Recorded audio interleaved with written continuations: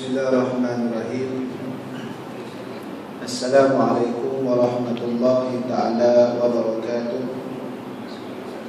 Alhamdulillah, nahmaduhu wa nasta'inuhu wa nastaghfiruh wa na'udzu billahi min shururi anfusina wa min sayyiati a'malina. Man yahdihillahu fala mudilla lahu wa man yudlil fala hadiya lahu. Asyhadu an la ilaha illallah wahdahu la syarika lah wa asyhadu anna Muhammadan abduhu wa rasuluh. Allahumma salli wa sallim wa barik ala sayyidina habibina al-karim khatamil anbiya'i wal mursalin imamil muttaqin wa ala alihi wa ashabihi ajma'in wa tabi'in wa tabi'it tabi'in wa man da'a bi da'watihi ila yaumiddin, amma ba'd. Rabbi shrah li sadri wa yassir li amri wahlul 'uqdatam min lisani yafqahu qawli. Alhamdulillah, syukur kita ke hadrat Ilahi dengan izin dan limpah kurnianya, kita masih lagi dapat sama-sama berkumpul pada malam ini untuk kita meneruskan pengajian kuliah maghrib kita berkenaan dengan kitab Tafsir Ayatul Ahkam, tafsir berkenaan dengan ayat-ayat yang mengandungi perbahasan hukum hakam fiqah khususnya. Mudah-mudahan ia dikira sebagai satu pemerat neraca amalan kita di akhirat kelak, insya-Allah. Insya-Allah malam ni kita pun masih lagi sedang menghampiri bulan Ramadan, bulan yang penuh dengan kemuliaan dan keberkatan, dan dilipat gandakan dengan setiap amalan kita dengan ganjaran yang cukup hebat di sisi Allah Subhanahu wa taala. Berbetulan dengan itu, kita pun sudah memasuki ayat yang memang membicarakan berkenaan dengan kewajipan fardu puasa di bulan Ramadan, iaitulah berkenaan dengan ayat 183 hingga 187. Berbetulan memang ayat ini membicarakan berkenaan dengan fardu puasa, dan kita pun memasuki ayat ini dalam kita membincangkan puasa. Cuma kita akan bincang fokus dalam bab ni lah. Saya dimaklumkan sebelum ini nanti akan ada berkenaan dengan puasa yang khusus akan dibuat tempat ini, perbahasan ataupun pembicaraan itu lebih fokus lah. Yang ini kita lebih fokus kepada ayat yang berkaitan sahaja. Hari kita masih lagi di dalam surah Al-Baqarah. Sudah pun memasuki juzuk yang kedua. Ayat yang akan dibacakan atau kita nak lihat pada malam ini iaitulah pada ayat 183 sehingga ayat 187. Kita cuba tengok apa firman Allah Subhanahu wa taala. A'udzubillahi minasyaitonir rajim. Ya ayyuhalladzina amanu kutiba alaikumus siyamu kama kutiba alal ladzina min qablikum la'allakum tattaqun. Ayyaman ma'dudat, faman kana minkum maridan aw ala safarin fa'iddatun min ayyamin ukhra. وعلى الذين يطيقونه فدية طعام مسكين فمن تطوع خيرا فهو خير له وأن تصوموا خير لكم إن كنتم تعلمون شهر رمضان الذي أنزل فيه القرآن هدى للناس وبينات من الهدى والفرقان فمن شهد منكم الشهر فليصم ومن كان مريضا أو على سفر فعدة من أيام أخر يريد الله بكم اليسر ولا يريد بكم العسر ولتكملوا العدة ولتكبروا الله على ما هداكم ولعلكم تشكرون وإذا سألك عبادي عني فإني قريب ujibu da'watad da'i idza da'an falyastajibu li wal yu'minu bi la'allahum yarshudun. Uhilla lakum lailatas siyami ar-rafathu ila nisaikum kunna libasun lakum wa antum libasun lahum. Alimallahu annakum kuntum takhtanuna anfusakum fataba alaikum wa afa ankum fal'ana bashiruhunna wabtaghu ma kataballahu lakum وَكُلُوا وَاشْرَبُوا حَتَّى يَتَبَيَّنَ لَكُمُ الْخَيْطُ الْأَبْيَضُ مِنَ الْخَيْطِ الْأَسْوَدِ مِنَ الْفَجْرِ ثُمَّ أَتِمُّوا الصِّيَامَ إِلَى اللَّيْلِ وَلَا تُبَاشِرُوهُنَّ وَأَنْتُمْ عَاكِفُونَ فِي الْمَسَاجِدِ تِلْكَ حُدُودُ اللَّهِ فَلَا تَقْرَبُوهَا كَذَلِكَ يُبَيِّنُ اللَّهُ آيَاتِهِ لِلنَّاسِ لَعَلَّهُمْ يَتَّقُونَ. Sadaqallahul Alim. Tengok maksudnya, terjemahannya. Wahai orang-orang yang beriman, difardukan ke atas kamu akan berpuasa, sebagaimana juga telah difardukan ke atas golongan sebelum daripada kamu. Mudah-mudahan dengan puasa tersebut menjadikan kamu bertakwa. Beberapa hari yang telah ditentukan mengikut kiraan, iaitulah dalam bulan Ramadan sepanjang sebulan. Maka siapa kalangan kamu yang sakit ataupun dalam keadaan bermusafir, maka boleh digantikan dengan hari yang lain, yakni selepas Ramadan. Dalam perkara tersebut dia berbuka. Bagi orang-orang yang mampu, maka diberi bagi orang-orang yang bagi orang-orang yang terlepas daripada perkara itu, maka hendaklah diberikan fidyah, iaitulah memberikan secupang makan kepada orang-orang miskin.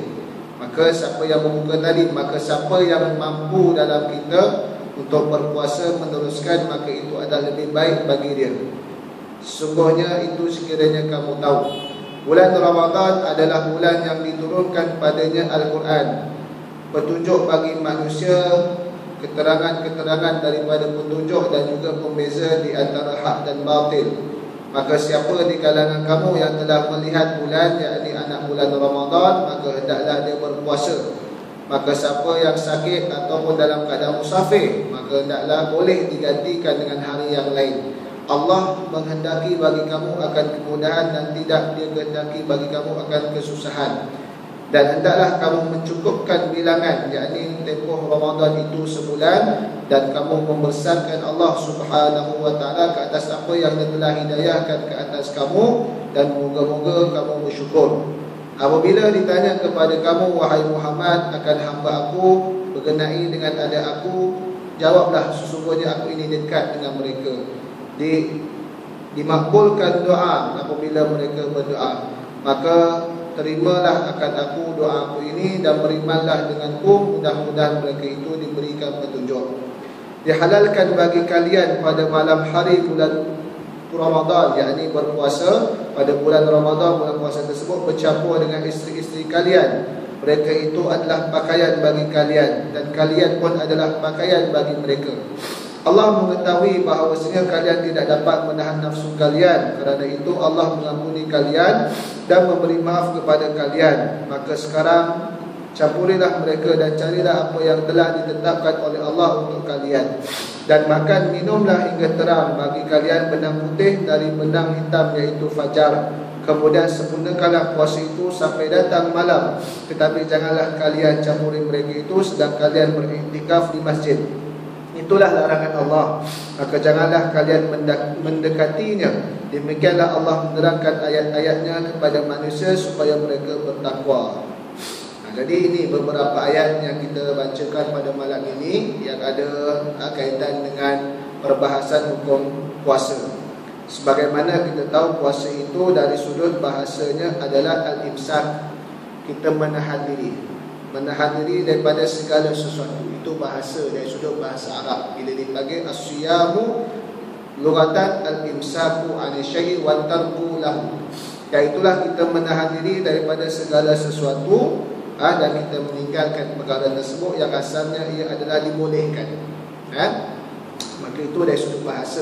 Adapun dari sudut kita kata syarak, sebagaimana yang kita tahu, iaitulah kita menahan diri daripada makan, minum, kita bercampur dengan isteri kita dengan niat, bermula daripada terbit fajar sodik, iaitulah waktu subuh sehingga tenggelamnya kita kata matahari.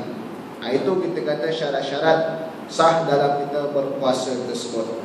Adapun perkara-perkara yang menyebabkan puasa tadi tak sempurna apabila puasa itu bercampur dengan kelakuan-kelakuan yang mendatangkan kelalaian dan juga perkara-perkara yang haram tapi tidak membatalkan puasa. Itu dalam bab kesempurnaan. Contoh dia puasa tapi dia cakap benda-benda yang lalai. Puasa dia sah, fiqah dia, tapi tak sempurna sebab telah menyebabkan berlakunya kelalaian dalam ibadah tersebut. Dia berpuasa juga tapi mencuri. Mencuri apa? Selipur orang. Habis main tarawih orang tak jumpa selipur. Mana pagi puasa kita kata ataupun waktu zuhur ke apa. Dia curi. Puasa dia sah tapi kita kata tak sempurna. Sebab dia dalam soalan yang lain tapi dia ada hubung kait dalam bab kesempurnaan tadi. Sebab bab puasa ini adalah hubung kait dengan menahan diri tadi. Cuma kita kata menahan diri yang lebih tinggi, khawasul khawas, iaitulah menahan diri daripada perkara-perkara yang boleh batalkan puasa dan juga perkara-perkara yang boleh kita kata seorang tadi melakukan maksiat kepada Allah Subhanahu wa taala. Sebab Nabi sallallahu alaihi wasallam mengungkapkan di dalam satu hadis, as-saumu junnah, puasa itu perisai. Maksudnya perisai daripada orang itu melakukan segala maksiat kepada Allah Subhanahu wa taala. Sebab itu kita boleh tengok time Ramadan orang jadi baik. Banyak orang jadi baik kita kata. Betul tak? Sebab dia jadi perisai. Nak buat jahat dia fikir aku puasa ni. Orang ajak mengumpatkan pun air puasa lah kita kata. Tapi bila time raya dah jumpa 2-3 jam tak berhenti non-stop kita kata. Time puasa ni yang bukan mahram, nak salam pun air tak ada salam dengan air puasa. Tapi time 1 Syawal habis salam belaka sebab datang puasa. Sebab apa? Sebab tak ingat. Sebab itulah memang puasa itu merupakan perisai. Tetapi bukan sekadar kita kata time Ramadan sahaja. Dia sebenarnya satu tarbiyah proses nak mendidik manusia itu supaya jadi baik. Dengan kita kata dilatihnya dengan cara yang berpuasa. Bahkan dalam satu hadis kursi yang mana Allah Subhanahu wa taala nak memberikan berkenaan dengan betapa hebatnya puasa ini, Allah Subhanahu wa taala kata apa? As-sawmu li wa ana ajzi bih. Puasa itu dilakukan untuk aku dan akulah yang akan memberikan ganjaran bagi orang yang berpuasa tersebut. Tak dinyatakan berapa, tapi Allah Taala kata wa ana ajzi bih, aku sendiri yang akan bagi. Maksudnya boleh berlaku dari sudut jangkaan yang banyak gandaan puasa tersebut. Sebab apa? Sebab bila puasa ini kita tak makan, tak minum, orang tak tahu. Betul tak? Kalau kita semayang orang tengok dia tunduk, dia rokok, ni semayang lah ni. Bila kita baca Quran orang tengok mulut kita kumat kamit atau kita pegang mushaf, kita tahu dia ni sedang apa? Sedang baca Quran. Orang tengok kita pergi haji ke umrah, nampak kita kat Mekah pakai ihram, orang tahu kita. Tapi kalau puasa tuan-tuan, kadang-kadang orang tak tahu kita puasa. Sebab biasa tak makan. Kadang-kadang tak makan sebab orang tu tak ada selera lagi nak makan. Kalau hari biasa lah bukan ada Ramadan. Ataupun orang tu diet memang tak makan. Tengok-tengok rupanya dia puasa. Siapa tahu? Sebab itu dikatakan as-sawmu li. Puasa itu dilakukan untuk aku dan akulah yang akan memberikan ganjaran bagi orang yang berpuasa tersebut. Ulama kata dalam Allah Ta'ala menyifatkan puasa itu untuk aku adalah bermaksud sebab apa? Sebab bila puasa tersebut manusia itu meninggalkan kenikmatan syahwat di dunia dia. Seumpama makan dan minum, ini kenikmatan syahwat. Siapa yang tak suka makan, tak suka minum? Tak ada, manusia suka makan, suka minum. Tak percaya? Cuba isteri dia hidang tiap-tiap hari pagi, petang, malam nasi putih, ikan bilis dengan kicap. Subuh pun sarapan macam tu, makan tengah hari macam tu, makan malam pun macam tu. Try sebulan, boleh tahan tak? Mau suami dia mengamuk ataupun cari kedai luar. Sebab apa? Sebab makan itu benda yang nikmat. Ubah hari ni menu ini, hari tu menu apa. Bila dah kita rasa dah sebulan nak bawa keluarga jalan-jalan, makan western, makan Arab, makan nasi macam-macam, kita kata. Kena pula kat Malaysia ni makanan macam-macam. Mamak food ada, western food ada, sebagainya, betul tak? Sebab itu orang kata pelancong yang datang kat Malaysia ni takkan pernah kita kata kebuluran. Sebab apa? Ada kedai 24 jam, mamak khususnya 24 jam.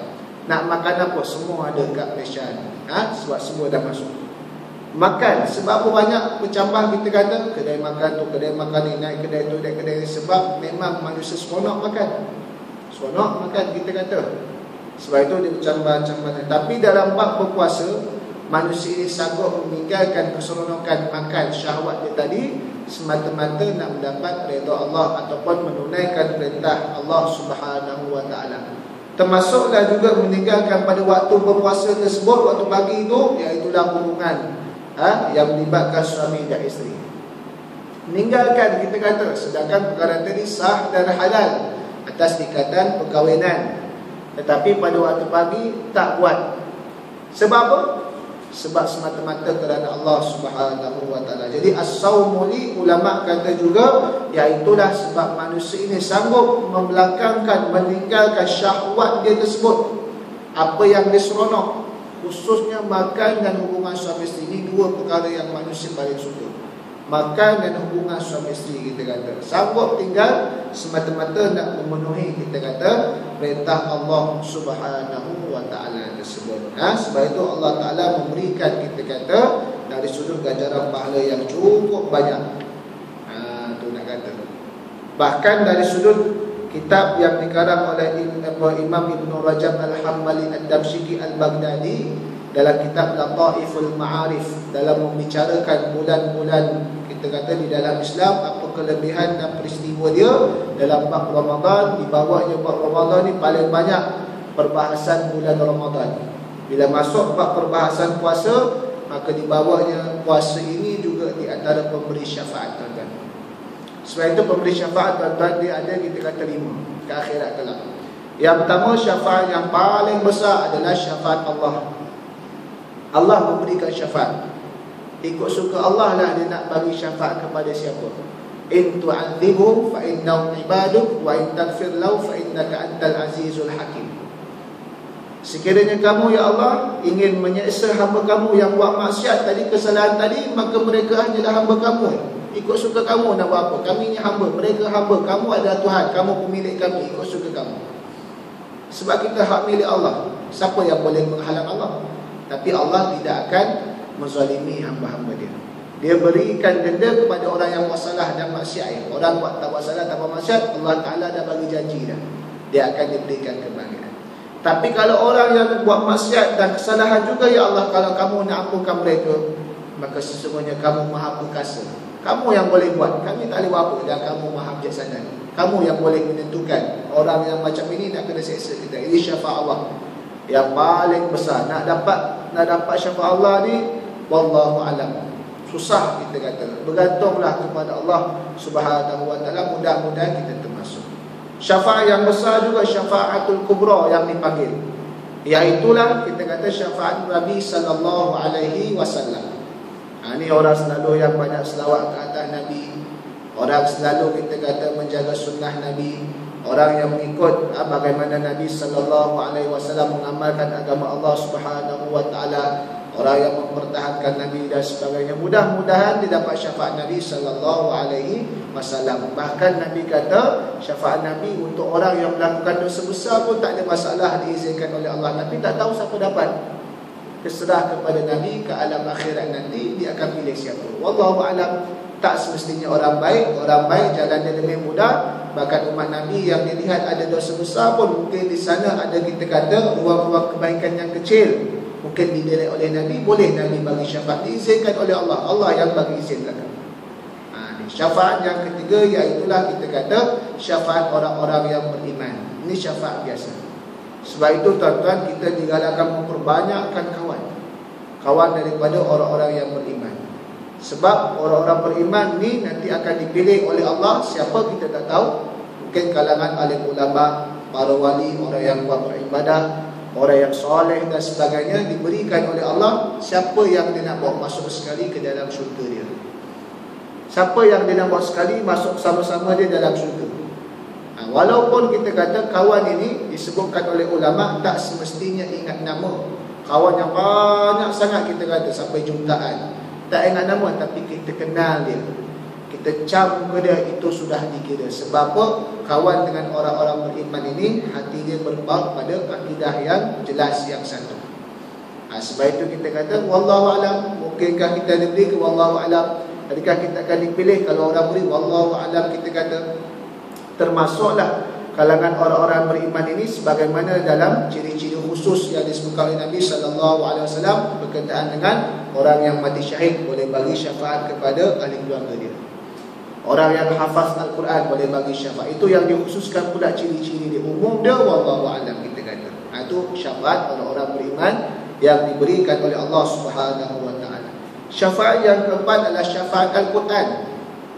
Sebab itu Nabi SAW kata apa? Iqra'ul Quran fa innahu syafi'an li asfa'innahu ya'ti yaumal qiyamah syafi'an li ashabi. Bacalah Al-Quran, tuan-tuan, baca. Dah faham pun baca, tak faham pun baca, dah baca kena bagi faham, kena amal baik. Asasnya baca dulu, baca Quran. Sesungguhnya Quran ini akan datang pada hari kiamat memberikan syafaat kepada orang yang membaca dia, apatah lagi yang mengamalkan dan mempertahankan Al-Quran tersebut. Syafaat yang kelima adalah pada puasa tadi. Sebab itu banyakkan puasa, sama ada puasa yang fardu mesti kena, dan dalam perkara-perkara yang lain juga adalah puasa. Sebab itu kita boleh tengok dalam Nabi SAW, Nabi ni rajin puasa. Puasa Isnin dan Khamis, sebab Isnin dan Khamis adalah hari yang diangkatkan amalan buku amalan kita kepada Allah Subhanahu wa taala tersebut. Dalam bulan Syakban baru ni, bila kita kata di Syakban apa 15 hari bulan tu puasa ke tak? Memanglah puasa 15 hari bulan. Nabi puasa sunat, sebab Nabi tiap-tiap bulan 3 hari dalam bulan Nabi puasa 13, 14, 15. Tak tunggu sebab dia 15 di Syakban. Tiap-tiap bulan dalam bulan Masihi, dalam bulan Hijri 13, 14, 15 dipanggil hari putih, Nabi puasa. Sama ada kalau bertepatan dengan Isnin Khamis, kita kata berbetulan. Kalau tak pun memang setelah 13, 14, 15 Nabi SAW puasa. Puasa hari Ashura dan sebagainya. Maka Nabi banyakkan berpuasa. Maka itu di antara tanda kita kata yang disebutkan dalam puasa juga memberikan syafaat, kita kata, kepada orang-orang yang berpuasa. Jadi mudah-mudahan dalam 5 perkara ini kita cuba target mana yang mudah kita nak buat, mana yang mudah-mudahan kita boleh dapat. Kalau syafaat Allah, kita rasa diri kita malas ni, ibadah pun tak setara mana, agak-agak dapat ke tak? Baik, susah nak dapat tu. Tak apa, kita berharap, tapi kita kata susah dapat. Syafaat Nabi, kita pun ikut sunnah Nabi pun tak serapur, selawat pun tak banyak mana dan sebagainya, kita kata susahlah. Syafaat orang beriman, hafal Quran pun tidak, pergi medan perang syahid pun tidak, orang susah juga.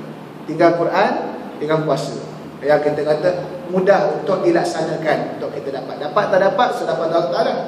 Sebab itu kita kata kita kejar yang dua ini, bukan yang lain tinggal. Yang lain tu kita berharap juga, tapi dua ini yang boleh kita amal sendiri. Maka mudah-mudahan dalam bab puasa ini pun kita boleh beramal. Mudah-mudahan dia akan jadi syafaat kita di akhirat kelak tadi itulah. Baik, dalam perbahasan berkenaan dengan ini, maka sebagaimana kita tahu, maka kaum terdahulu juga telah difardukan puasa oleh Allah Subhanahu wa taala, sebagaimana yang popularnya atau masyhurnya adalah puasa Nabi Daud selang sehari. Ini adalah puasa yang paling terbaik. Puasa yang paling terbaik selepas puasa kita kata zaman Nabi Muhammad sallallahu alaihi wasallam. Sebab apa? Sebab pernah seorang sahabat tanya kepada Nabi sallallahu alaihi wasallam, kalau aku nak puasa tiap-tiap hari Rasulullah setahun, melainkan hari yang diharamkan puasa. Hari apa? Iaitulah hari 1 Syawal, hari raya Idul Fitri, dan hari raya Idul Adha, dan hari-hari tasyrik 10, 11, 12, 13. Ini je haram, betul tak? Yang lain tu saya nak puasa straight Rasulullah, boleh tak? Nabi kata, ringankan. Bimbang time muda je kamu boleh buat, nanti time tu tak larat, nampak sangat kamu ni tak boleh konsisten dalam ibadah. Nak buat juga, puasalah selang sehari, kita kata. Dan juga pilihlah, kita kata, hari-hari yang Nabi SAW puasa. Sebab itu kita kata Nabi mengajar kepada kita dalam bab ibadah pun biar adanya kita kata ilmu dalam bab ibadah. Dari puasa Nabi terdahulu yang popular adalah puasa Nabi Daud selang sehari, kita kata paling banyak dah. Selain daripada itu, kalau kita tak mampu, kita jaga puasa Ramadan, lepas tu kita jaga puasa 6, jaga puasa Isnin Khamis, puasa Ashura, dan juga kita kata puasa 3 hari tiap-tiap bulan. Itu peringkat-peringkat dia kalau boleh jagalah. Sebab apa? Puasa-puasa Ramadan kita tahu fardu, puasa 6 bulan Syawal adalah melengkap dalam nak dapat ganjaran seumpama setahun. Puasa hari Ashura, ada puasa Isnin Khamis, sebab itu yang dizalimi oleh Nabi. Nabi kata, aku suka ketika mana buku amalan aku diangkat menghadap Allah, adalah dibentangkan kepada Allah. Waktu itu status sedang berpuasa, sedang beramal ibadah. Hari Ashura pula sebab apa? Sebab Nabi SAW kata apa? Ini adalah hak dan menyebabkan Nabi Musa. Kita ini umat Islam lebih berhak kepada Nabi Musa daripada orang-orang Yahudi. Kalau Yahudi berpuasa, kami lebih berhak untuk puasa. Sebab itu Yahudi puasa sehari, kita puasa 2 hari. Walaupun kita puasa sehari pun sah, cuma nak bagi tak sama dengan Yahudi, puasa 2 hari, 9 dan 10, ataupun 10 dan 11. Ulama kata nak puasa 3 hari, 9, 10, 11, ikut mula, tak ada masalah. Kalau semangat sangat, sah juga kita kata. Sebab yang penting adanya 1 hari, sama ada 9, 10, 10, 11, ataupun 9, 10, 11 tadi kita kata. Itulah sebab poin dia Ashura 10 Muharram, Ashura 10 Muharram. Dan juga puasa-puasa yang lain 3 hari itu sebab Nabi SAW melazimi perkara-perkara tersebut. Itulah baik itu. Jadi dalam perbahasan puasa ini juga kita tahu, dalam kita kata orang yang dalam keadaan musafir, hukum yang biasalah kita kata, keadaan musafir ni 2 marhalah. Bukan 2 marhalah ni dalam masjid. Macam cerita tu, ustaz mau tunggu aku datang. Yang ni, yang 2 orang ni nak dengar ceramah Ustaz Azhar Idrus. Dia tengok ada poster tampal kat satu masjid ni. Kawan dia kata, aku tahu tempat ni kat mana. Kawan dia tanya kat mana. Tak jauh dari sini, 1 marhalah ni. 1 marhalah tu jauh mana? 1 marhalah ya, jalan kaki punya jauh. Saya buat masjid nama 1 marhalah. Bukan masjid nama 1 marhalah. 1 marhalah, itu kita kata 1 marhalah ni bahasa mudahnya sekali. Kalau zaman dulu unta jalan, sekali berhenti. Kalau 2 marhalah adalah 2 kali unta berhenti, 2 arketar bagi unta. Mengikut kiraan kita kata kontemporari dalam fiqh manhaji pun ada yang paling minima ulama kira 84. Yang paling kita kata stabil ataupun paling mudah nak berjaga adalah 92 km. Cukup dah. Kita jangan ambil yang paling rendah. Di Manubab di sana ada, kita kata tak sampai, kita ambil yang 92. Itu ada masalah, boleh. Dan 84 pun ada ulama kata paling ringan, kita kata 92. Maksudnya kalau kita keluar bermusafir 92, dari sudut bermusafiran kita lebih daripada itu, kita dikira musafir. Maka bagaimana, adakah kita nak puasa ke tidak? Mana lebih afdal? Kalau kata ustaz, afdalnya puasa lah ustaz. Zaman sekarang kita kata bukan dulu susah macam zaman dulu. Zaman dulu tak apalah, dari sudut perjalanan pengangkutan, kemudahan tak semacam sekarang. Jawapan dia adalah yang pertama kita kena ingat, dia adalah rukhsah. Rukhsah ni adalah kemudahan, pemberian daripada Allah Subhanahu wa taala. Seumpama sembahyang jamak dengan qasar, walaupun banyak arketar, banyak masjid tepi jalan boleh singgah mudah, stesen minyak pun ada surau dan sebagainya, dia tetap status rukhsah. Bila status rukhsah, dia adalah anugerah daripada Allah. Itu yang pertama kali kita letak. Sebab jangan tak nak mubalah mana afdal tak afdal. Maksudnya dia adalah rukhsah, tak jadi isu untuk balah. Dia adalah pemberian daripada Allah Subhanahu wa taala. Sayyidina Umar bila ditanya kepada dia berkenaan solat jamak, orang kata, Amirul Mukminin zaman sekarang dah cukup okey dah. Zaman dulu sahabat ada rasa okey dah. Zaman sekarang kita lagi okey. Tapi dikatakan sadaqatun taqabbalallah, sadaqatun minallah taqabbalaha minallah. Ia adalah sedekah daripada Allah, terimalah sedekah daripada Allah tersebut. Rukhsah kita kata. Jadi kita kata rukhsah. Nak buka nak tidak, mana afdal? Maka ulama bahagi 2 kondisi. Yang pertama, kalaulah seseorang tadi dia selepas Ramadan dia memang rajin berpuasa. Selepas Ramadan memang orang ini rajin berpuasa. Rajin dia berpuasa. Memang dia rajin puasa selain daripada puasa Ramadan dan puasa 6. Dia rajin puasa Isnin Khamis, puasa Raja. Maka afdal dia ketika itu dalam keadaan biasa, bukan sakit ke apa, boleh juga buka afdal. Sebab apa? Dia dapat 2 pahala. Buka puasa, rukhsah dia ambil, dan memang dia boleh buat puasa. Dapat 2 pahala. Rukhsah ni pahala Allah Ta'ala bagi, bukan manusia yang reka, bukan ulama yang putuskan. Ulama hanya nyatakan. Akan tapi kalau jenis orang ini memang puasa dia tak rajin, ataupun dia malas dalam nak qada, dia malas, dia rasa diri dia tu malas nak qada, menambahkan kerja lain pula bagi dia lah, maka afdal ketika itu dia puasa dalam keadaan dia mampu, kita kata. Kalau sakit tu lain. Sakit tu kalau tak buka jadi masalah, tu kita kena buka lah. Itu sebab ulama nak katakan nak ambil belaka amal ibadah yang diberikan oleh rukhsah pun ambil, yang qada pun Allah Ta'ala kasih. Ini disebut daripada Allah fa'iddatun min ayyamin ukhra, kita kata. Maka kita kata bergantung pada orang tadi. Kalau dia jenis memang rajin berpuasa, nak ambil rukhsah, ambil. Ada masalah? Salah tak salah? Boleh raya tak? Tak cukup puasa. Tak siapa cakap macam tu. Dah Allah Ta'ala yang kasih, bagi pilihan. Satu ulama-ulama kata terpulang, bergantung kepada 2 keadaan. Tapi kalau dengan dia buka puasa pula, lepas puasa pula memang dia tak ada masa nak ganti, menyebabkan lambat ganti. Dia ni mungkin seorang pembina, ada rumah terbuka selama 2 bulan, orang lain sebulan, dia rumah terbuka 2 bulan, lambat pula nak ganti. Baik dia dalam musafir pun dia puasa. Di dalam keadaan kita kata yang tak mengalami dari sudut kesakitan dan sebagainya, itulah.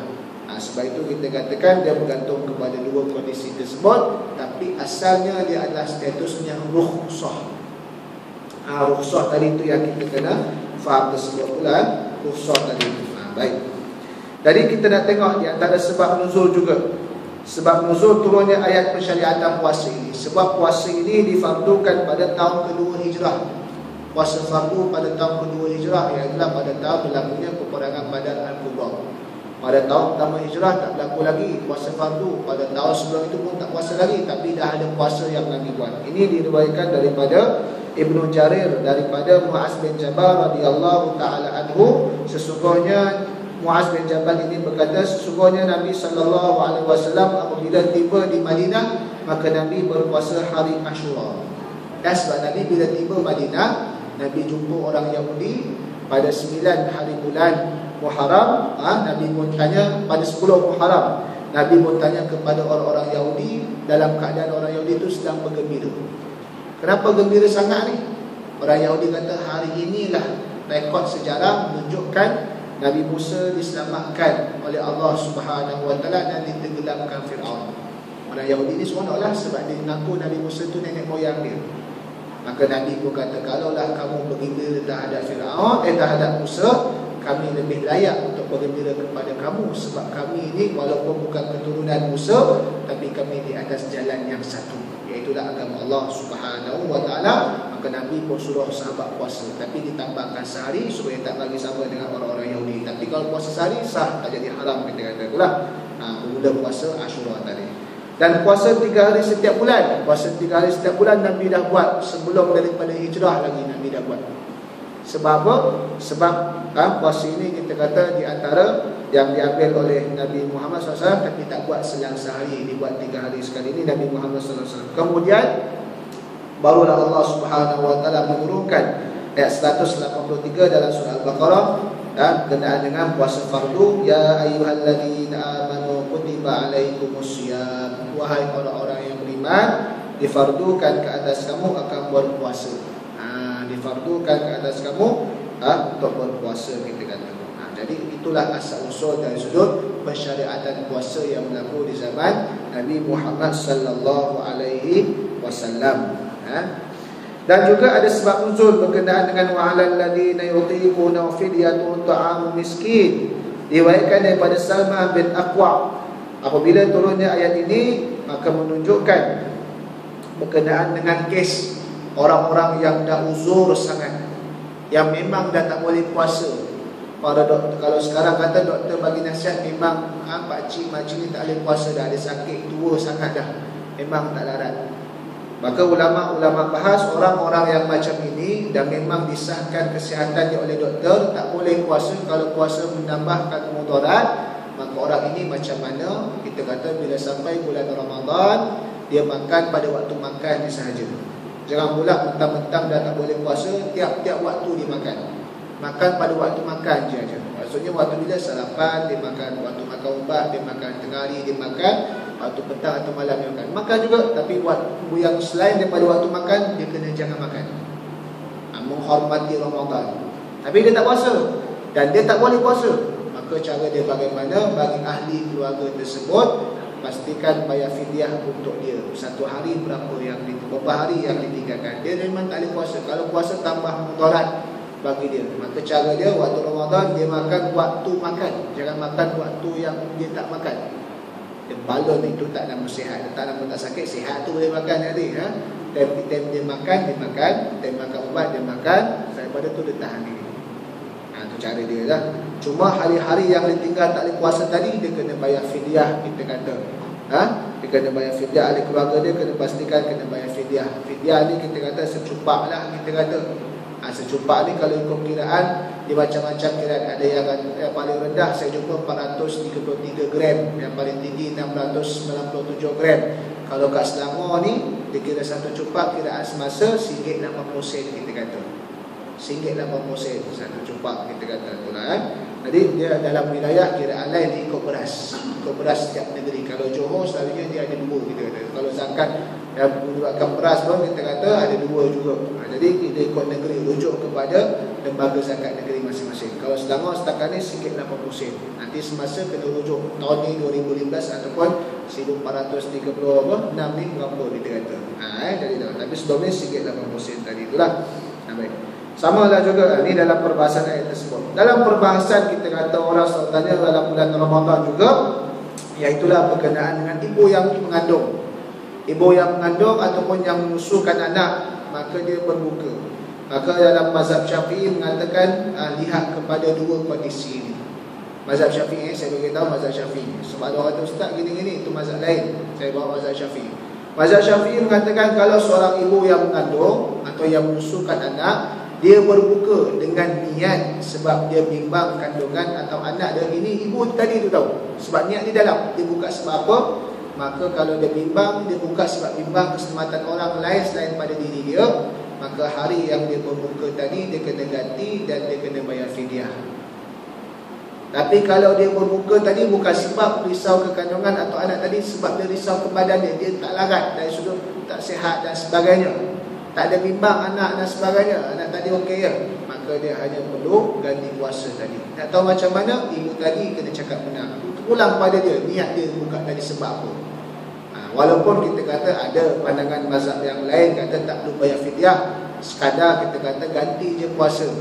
Dia bimbang diri dia ke, bimbang anak atau kandungan dia ganti puasa, itu mazhab lain kita kata tak dinafikan ada. Tapi dalam mazhab Syafi'i, itulah kondisi dua yang telah dibahaskan oleh para alim ulama tersebut. Samalah juga macam seseorang yang tertinggal puasa. Dia tertinggal puasa, tahun pertama tertinggal puasa, tak kodok puasa dia. Masuk tahun kedua, maka dia kena kodok puasa tahun pertama dan dikenakan fidyah pula. Bila dah bertahun-tahun tak tinggal, adakah fidyah tadi berganda ke tidak? Maka saya bawa mazhab Syafi'i kata berganda. Jadi fidyah dia tadi, kalau dah 5 tahun dia tinggal, tahun pertama tak kena fidyah. Tahun 4, 2, 3, 4, 2, 3, 4, pertama tak kena, 2, 3, 4 kita kata kena, 5, 4 kali kena kali dengan 4 dalam mazhab Syafi'i. Mazhab lain, mazhab Hanafi, Hambali, Maliki tak kena.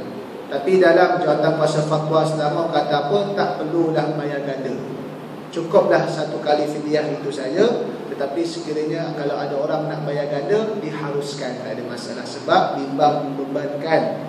Kalau orang yang jadi meninggalkan berpuluh-puluh tahun, jadi berat pula dia nanti.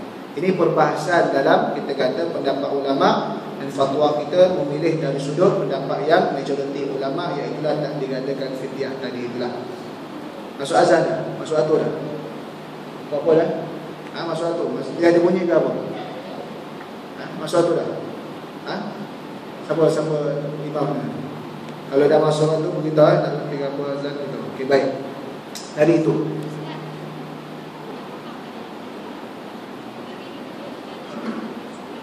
Ya.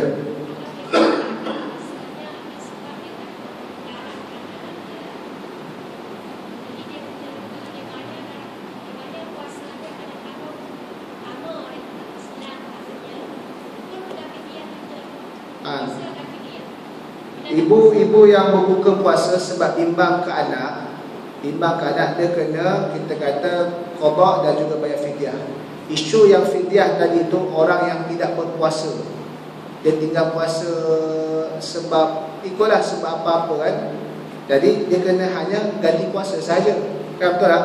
Tapi kalau dia melewatkan ganti puasa sampailah masuk tahun kedua Ramadan, dia kena ganti dan dia kena bayar fidyah. Itu kes bagi fidyah yang dikenakan denda sebab orang tadi melewat-lewatkan sampai datang Ramadan yang kedua, tak ganti lagi puasa Ramadan utama. Jadi timbul isu yang kedua pula, kalau dah dilewatkan lagi sampai dah 3-4 Ramadan, adakah fidyah tadi berganda ataupun tidak? Maka dalam mazhab Syafi'i berganda, mazhab lain tak berganda. Jawatan kuasa fatwa Selangor kata tak payah berganda, nak bayar ganda diharuskan, kita kata. Tapi kalau kes tu, itu fidyah yang datang sebab denda yang sebab melewatkan. Tapi bagi ibu, dia memang otomatik kena fidyah sebab dia buka sebab bimbang nyawa orang lain. Tu kita kata tak ikut lambat atau cepat. Itu kita kes yang sama lah juga macam orang-orang tua yang tak boleh puasa dah. Kalau puasa dia akan mudarat, doktor bagi surat dah, memang dia tak perlu ganti, tapi kena bayar fidyah saja. Contoh mak ayah yang dah berusia 90 tahun dan tak larat, ikutlah. Ataupun yang usia lebih awal daripada tak apa, bergantung pada tahap kesihatan yang telah disahkan oleh doktor tadi itu. Cara dia gitu kan. Tapi jangan pula makan semasa, makan pada waktu makan saja, kita kata dia. Okey, baik. Musafir, okey.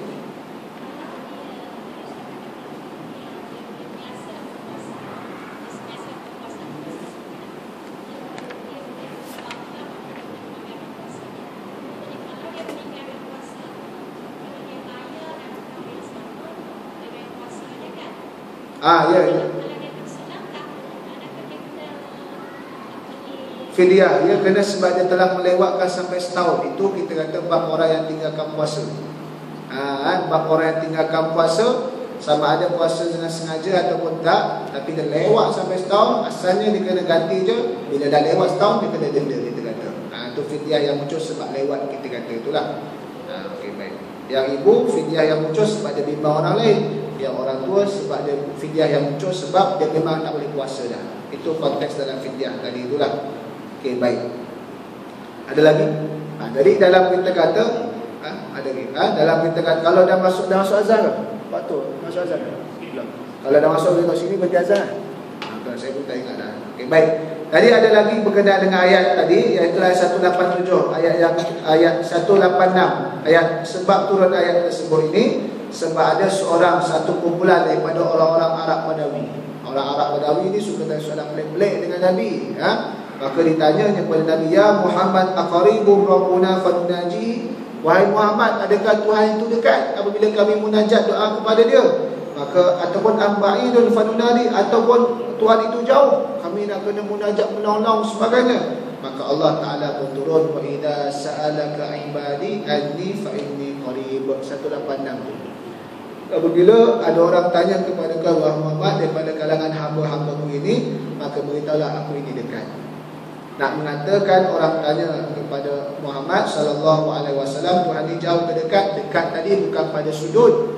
Nak kata dekat tadi bukan pada sudut sebab Allah tidak bertempat dan tidak bersudut pada mazhab akidah Ahlus Sunnah wal Jamaah. Tapi nak kata dekat tadi, apa sahaja yang manusia dibuat, yang doa kepada Allah, Allah Subhanahu wa taala dengar.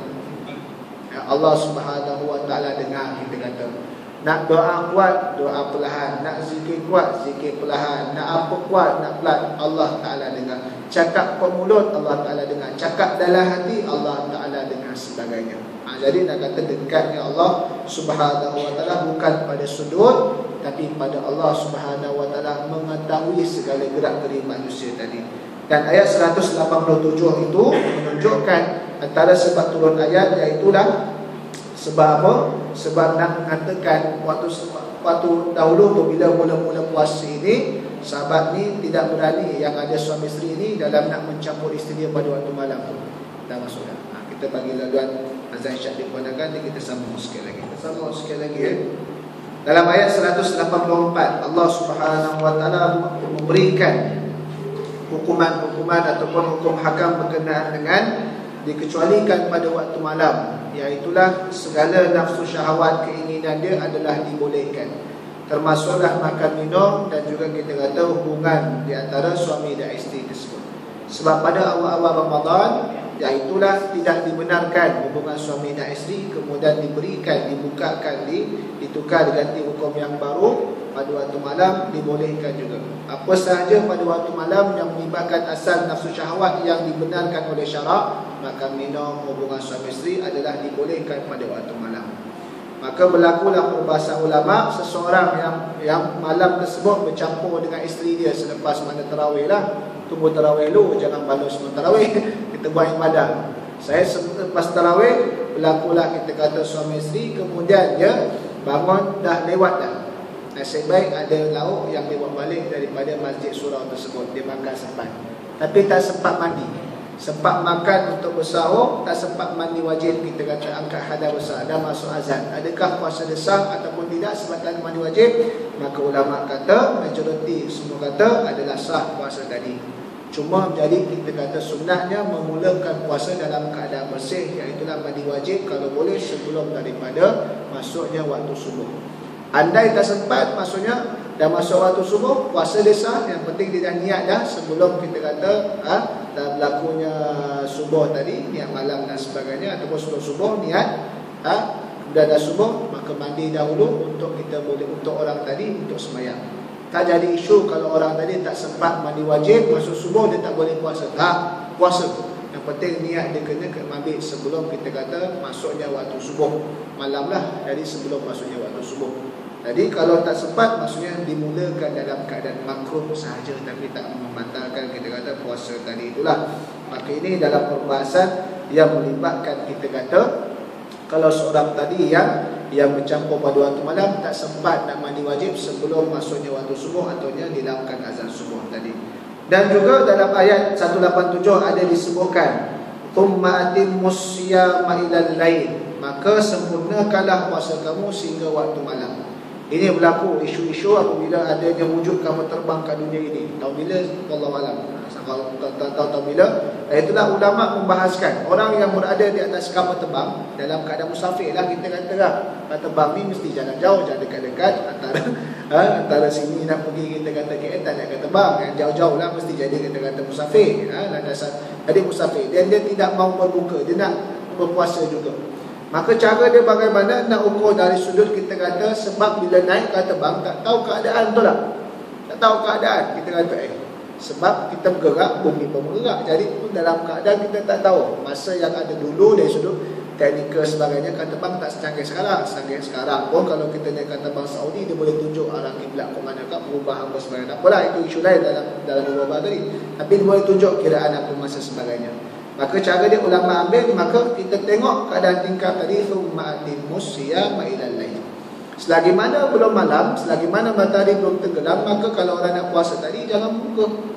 Kalau yang nak puasa lah, kalau nak buka sebab musafir, buka tak ada masalah, rukhsah. Jadi cara dia, "Tsumma atimmus siyama ilal lail." Allah Taala kata, maka hendaklah kamu sempurnakan puasa sehingga malam. Orang kata, "Ustaz, tak sampai 10 jam pun?" Tak ada dinyatakan berapa jam kena puasa. Puasa daripada terbit fajar shadiq subuh sampai tenggelam matahari, itu ya. Kalau waktu itu kita kata malamnya panjang, pagi pendek, waktu itu pagi pendek, puasa pendek. Kalau jenis negara yang puasanya pagi panjang, malam pendek, berlaku kita kata dekat Eropah atau utara tu paginya panjang, malamnya pendek, maka kita kata puasa panjang. Kat Mesir pun time Ramadan puasanya panjang, lebih daripada 13 jam. Sampai saya ingat berlaku fatwa ulama-ulama dunia tahun 2011 waktu itu. Ada sebuah negara ni puasanya sampai 20 jam. 20 jam, malamnya hanya 4 jam saja. Dalam keadaan waktu itu ulama-ulama dia bincang, dan dia panggil, dia bincang dari sudut syariah, dia bincang, dia panggil dari sudut pakar-pakar perubatan, berbincang bagaimana tahap kesihatan manusia dalam malam tu pula, bagaimana nak kejar membuka tarawih apa sebagainya. Kalau waktu itu, masa itu berlaku 2011 Mesir, saya duduk kat Mesir lagi waktu itu, memang kita kata buka puasanya pukul 6.30 atau pukul 7, saya tak ingat. Tapi kita kata dari sudut dari sudut sahurnya pukul 3, 3.30, 9 jam malam. Itu pun dah memang orang lepas tarawih tak tidur dah. Orang-orang Arab tafsir termasuklah pelajar kita kat Mesir, lepas tarawih tak tidur dah, tunggu sampai sahur, lepas sahur baru tidur. Sebab nak mula start kerja, kalau sekolah pukul 8, pukul 9 balik, lambat lagi kita kata sempat tidur lepas tu. Memang tak tidur malam, nak tarawih lagi, nak apa, memang tak sempat berapa jam je nak masak nasi, nak masak sahur kamu. Apatah lagi yang 4 jam. Jadi waktu itu ulama-ulama ni memberikan fatwa darurah. Dipanggil fatwa darurah pada tempat itu sahaja. Kena faham, fatwa darurah pada tempat itu sahaja, yang mana pakar perubatan, doktor kesihatan sebenarnya kata apa, mendatangkan mudarat pada badan, tak makan, khususnya tak minum sampai tahap 20 jam, boleh menyebabkan badan terhidrat apa dan sebagainya, lemah apa. Dan maka dengan ini ulama-ulama kata ikut puasa pada negara sebelah, ataupun negara sebelah pun dia 20 jam, 19 jam tak sama juga. Ikut puasa Mekah paling lama berapa lama, Mekah 14 jam ataupun sehingga nak 15 jam. Maka kiraan dia dari sudut terbit matahari waktu subuh sampailah 14 jam ataupun 15 jam. Bila waktu itu boleh diisytiharkan untuk orang yang berada kat negara sana itu sahaja berbuka puasa dan dia tak perlu ganti.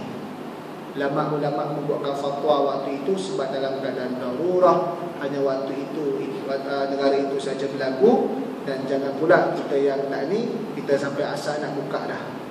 Tak boleh. Dia kena faham fatwa. Dia ada bentuk-bentuk fatwa yang bersifat locality ataupun fatwa yang bersifat global. Itu dalam kita perbahasan fatwa itulah. Jadi benda ini berlaku sebab dalam membahaskan thumma atimmus siyama ilal lail, konsep puasa kita pasti habiskan, sempurnakan puasa sampai masuk waktu malam. Jadi bila waktu malam terlampau jauh sampai 20 jam, memang buat kajian sebagainya, ulama mengkhususkan adanya fatwa darurah ketika itulah. Lepas itu berlakulah pada tahun-tahun seterusnya, kalau dah ada juga berlaku perkara tersebut, fatwa itu yang mengkonsepkan darurah tadi terpakai kepada negara-negara tersebut itu saja.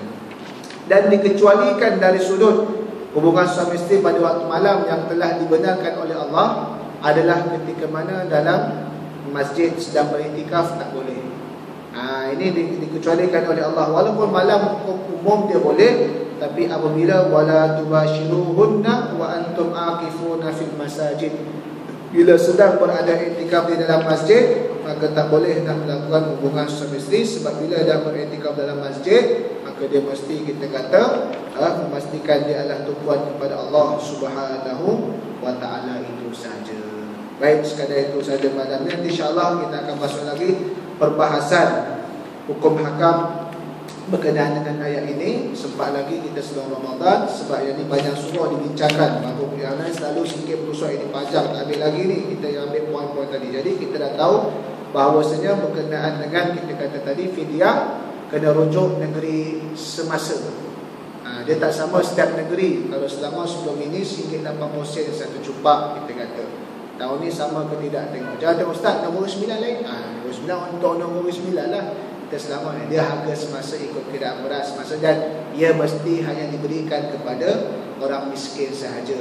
Bukan golongan zakat, dia fakir miskin sahaja boleh terima. Kalau zakat, fakir miskin boleh, orang fi sabilillah boleh, sebagainya. Jadi kita kata ni, dan ia mesti diberikan dari sudut kita kata makanan asasi.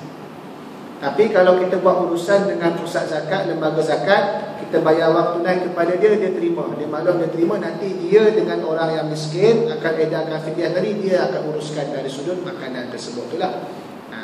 Tapi kalau kita nak direct kepada orang miskin, adalah dari sudut makanan asasi, sama ada makanan mentah ataupun makanan yang telah terhidang untuk orang tersebut itulah. Baik. Tadi kalau fidyah tadi kita bahaskan dia ada 3. Satu, fidyah yang dikenakan ke atas orang-orang tua yang tak boleh puasa langsung dah. Doktor pun dah declare dia tak boleh puasa, maka tiap-tiap hari yang dia tinggal tadi dia kena bayar fidyah saja. Cuma bila dalam Ramadan dia tak boleh makan sewenang-wenang, yang makan pada waktu makan dan makan pada makan ubat saja. Itu yang dibolehkan sebab nak menghormati bulan Ramadan. Yang kedua, fidyah yang dikenakan ke atas ibu atau kita kata wanita yang sedang mengandung kerana berbuka diimbangi dengan kandungan atau anak, bukan sebab diri dia. Maka dia kena ganti puasa dan juga fidyah. Dan ketiga adalah fidyah yang dikenakan sebab keterlewatan dalam ganti puasa. Seseorang, kita laki ke apa orang biasa siapalah, tak puasa, kena qada. Tak qada-qada sampai datang Ramadan yang kedua, maka bila datang Ramadan kedua, bermulanya ganti puasa tetap, fidyah kena. Bila bertahun-tahun tak ganti, fidyah tadi ganda ke tidak? Mazhab Syafi'i ganda, mazhab lain tak ganda. Jadi kalau fidyah sehingga 8 bagi sekali, dia dah 5 tahun tinggalkan puasa, jadi 4 tahun je dah, bermula tahun kedua 4 tahun, 4 singgit 8 puasa kali 4 kena ganti. Kalau sehari kita kata. Tetapi dalam jawatan kuasa fatwa ulama Negeri Selangor mengambil pandangan majoriti ulama tak digandakan, cukup satu itu saja. Tetapi sekiranya seseorang dinyatakan dalam fatwa tersebut sekiranya ingin bayar ganda juga, maka diharuskan, tak ada masalah. Sebab itu pandangan mazhab Imam Asy-Syafi'i rahimahullah ta'ala tersebut.